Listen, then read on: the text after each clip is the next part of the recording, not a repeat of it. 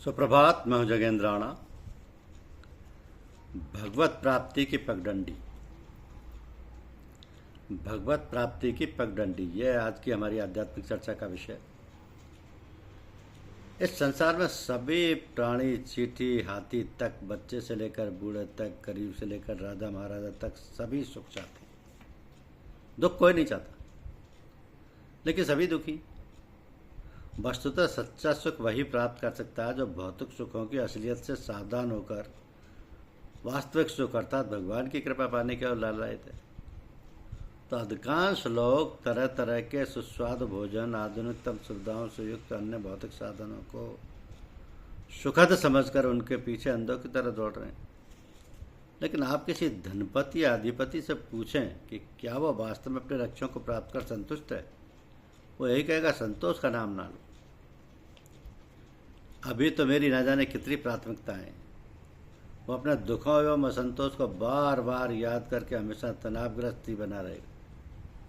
कोई भी धनी, बलशाली व्यक्ति अपने को पूर्ण सुखी, संतुष्ट होने का दावा नहीं कर सकता। यदि इस अनित्य संसार में धन, धान्य, स्त्री, पुरुष आदि में से ही सुख होता तो असंख्य संपन्न व्यक्ति अपने को पूर्ण सुखी तथा संतुष्ट होने का दावा करते। फिर भला गोपीचंद अपना राजपाट क्यों त्यागते? तो महाराज भर्तहरि वन वन क्यों घूमते? भक्त प्रहलाद अपने साधन संपन्न पिता राजा हिरण्याकश्यप से विमुख क्यों होते? भगवान बुद्ध राजपाट त्याग कर जंगल का रास्ता क्यों अपनाते? घटनाओं से यही सिद्ध होता है कि सच्चा सुख भौतिक आधुनिक सुख सुविधाओं में नहीं है। कहने का भाव यह है कि अपने शरीर को क्यों सजा संवार रहे हैं?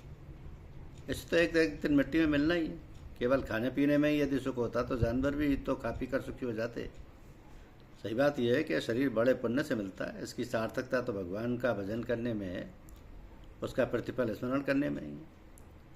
तो हमारे धर्मशास्त्रों में भगवत प्राप्ति के साधनों पर विस्तार से प्रकाश डाला गया।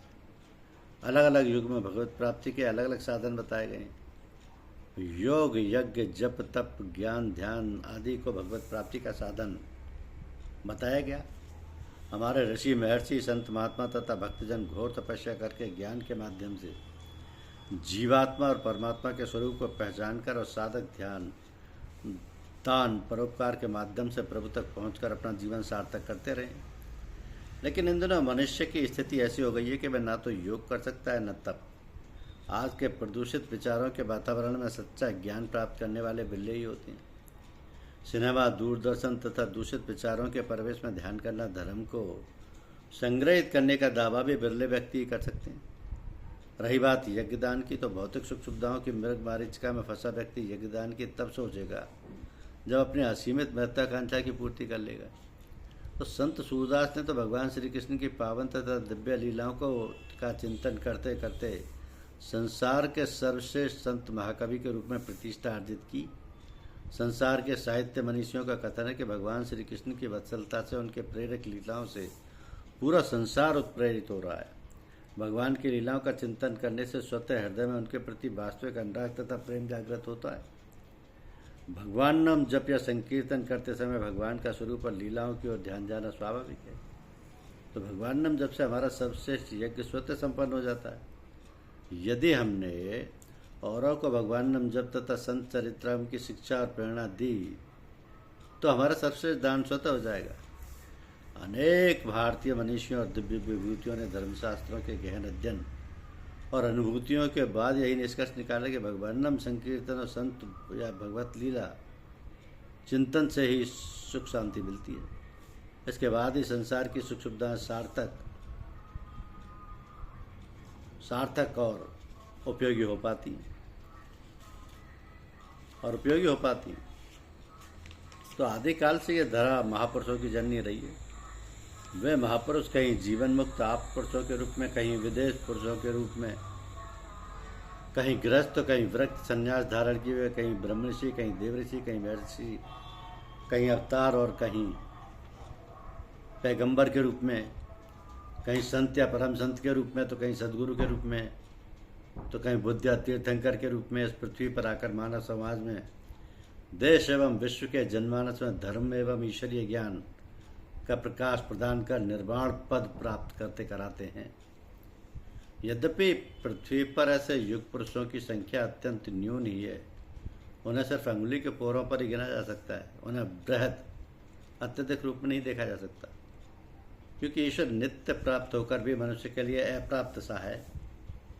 जब मनुष्य में यह भाव आ जाता है कि मेरे पास जो कुछ भी है वो सर्वव्यापक सर्वशक्तिमान उस परमेश्वर का ही है, मुझे तो केवल उनकी ही उपासना करनी है, इस भाव से जो कुछ वो करता है उसका सब उस ईश्वर को ही उपासना है। इस प्रकार अपने कर्म से उपासना करने से मनुष्य प्रकृति के संबंध से रहित होकर स्वतः ही अपने स्वरूप में स्थित हो जाता है। तो इस प्रकार स्वरूप में स्थित होने से पहले उसका जो परमेश्वर के प्रति समर्पण था, उसका ईश्वर में अनन्य प्रेम जागृत हो जाता है। इस प्रकार इस अनन्य प्रेम से ब्राह्मण, क्षत्रिय, वैश्य, शूद्र, ब्रह्मवासी, गृहस्थ, वानप्रस्थ, सन्यासी, हिंदू, मुसलमान, ईसाई, बौद्ध, पारसी, यहूदी आदि सभी जाति, आश्रम, संप्रदाय के लोग लग जाते हैं। लोग क्यों ना हो, सभी परमेश्वर की उपासना और शरणागति के अधिकारी हो जाते हैं। मनुष्य को संसार में आसक्ति ही साधन और समर्पण में क्लेश देती है। साधक मुख्यतः दो तरीके के होते हैं। एक तो वे साधक जो सत्संग, श्रवण, धर्मशास्त्रों के अध्ययन के फलस्वरूप साधन में प्रवृत्त होकर योग भ्रष्ट पुरुष होकर पुण्य लोक में जाकर वहाँ के भोगों को भोग कर लौटने पर शुद्ध आचरण वाले श्रीमान पुरुषों के यहाँ जन्म लेते हैं और पुनः साधन यानी अभ्यासरत होकर परमात्मा को प्राप्त होते हैं। इन साधकों को अपने साधन और लक्ष्य में विशेष क्लेश होता है। दूसरे वे साधक जिनके परमात्मा में स्वाभाविक रुचि होती है तथा संसार से स्वाभाविक वैराग्य होता है, ऐसे वे योग भ्रष्ट पुरुष सीधे ज्ञानवान योगियों के ही युगल में जन्म लेते हैं, फिर साधना करके परमात्मा को प्राप्त करते हैं। इन साधकों को अपने साधन में कम क्लेश होता है। इसके साथ ही साधक जन अपने सात्विक विवेक तथा प्रकाश का प्रकट होना यानी राजस, लोभ की प्रवृत्ति, अशांति, स्पृहा, तामस, अंतःकरण, अप्रकाश, अप्रवृत्ति एवं प्रमाद रूप के तदनुसार साधन में अधिक व कम रुचि रखते हैं। इसके अलावा सद्गुरुदेव भी सात्विक, राजस और तामस प्रवृत्तियों से ऊंचा उठाकर जड़ता से संबंध विच्छेद करा के परमात्मा का सान्निध्य प्राप्त कराने का प्रयास करते हैं। तो पूर्व जन्म में साधक के जैसे कर्म और गुणों की वृत्तियां रही हैं, इस जन्म में जैसे माता पिता से पैदा हुए अर्थात माता पिता के जैसे संस्कार हैं और जन्म लेने के बाद जैसा देखा सुना और शिक्षा प्राप्त की है तथा जैसे कर्म किए हैं, उन सब के मिलने से अपने जो कर्म करने की एक आदत बनी हुई है उसका नाम स्वभाव है। तो स्वभाव को सुधारने और बिगाड़ने में सभी मनुष्य स्वतंत्र होते हैं, कोई भी परतंत्र नहीं है। परंतु पशु, पक्षी, देवता आदि जो मनुष्यतर प्राणी हैं उनमें अपने स्वभाव को ना सुधार पाने का ही अधिकार है और ना स्वतंत्रता ही। केवल मानव शरीर ही अपना सुधार करने के लिए मिला है, इसलिए इस मानव शरीर में ही अपने स्वभाव को सुधारने का पूरा अधिकार एवं स्वतंत्रता है। तो स्वतंत्रता का सदुपयोग करके स्वभाव सुधारने में और स्वतंत्रता का सदुपयोग करके स्वभाव बिगाड़ने में मनुष्य स्वतंत्र है। परंतु जो जीवोन्मुक्त महापुरुष होते हैं उनका स्वभाव सर्वथा शुद्ध होता है, अतः उन पर प्रभाव का आधिपत्य नहीं रहता। वे स्वभाव के परिवश नहीं होते, फिर भी जब वे किसी कार्य में प्रवृत्त होते हैं तो अपने आत्मभाव के अनुसार ही कार्य करते हैं, जबकि साधारण मनुष्य स्वभाव के परवश होकर कार्य करते हैं। तो ऐसे वे इंद्रियों को वश में रखने वाले मनोजयी जीवन मुक्त महापुरुष असहाय होते हुए भी महाबलवान, निर्धन होने पर भी सदा संतुष्ट, बालक के समान दूसरों के निवेदन किए हुए योग्य पदार्थों का सेवन करने वाले, सदैव शांत चित्त होकर आत्म तत्व यानी निज स्वरूप में स्थित रहते हैं। वे सब कुछ करते हुए भी अकर्ता यानी विभिन्न प्रकार के भोगों को भोगते हुए भी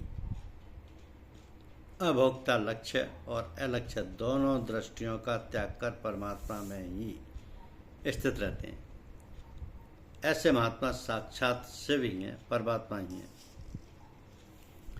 क्योंकि सद्गुरुदेव भी सात्विक, राजस और तामस प्रवृत्तियों से ऊंचा उठाकर जड़ता से संबंध विच्छेद करा के परमात्मा का सान्निध्य प्राप्त कराने का प्रयास करते हैं।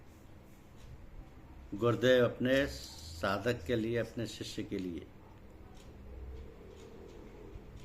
सदैव कृपा करते हैं। धन्यवाद।